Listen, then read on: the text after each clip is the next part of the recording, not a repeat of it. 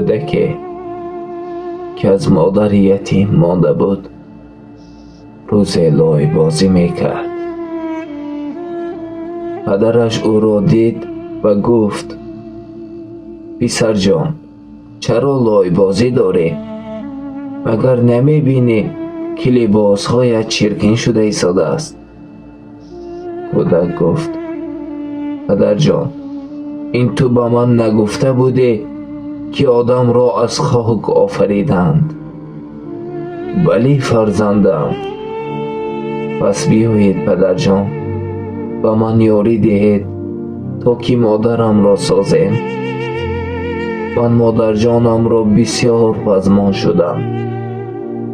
آغوش گرمی او را، سخنهای شیرین او را، چهره زیبای او را پزمان شدم پدر جان. بسیار پزمان شدم پدر جان.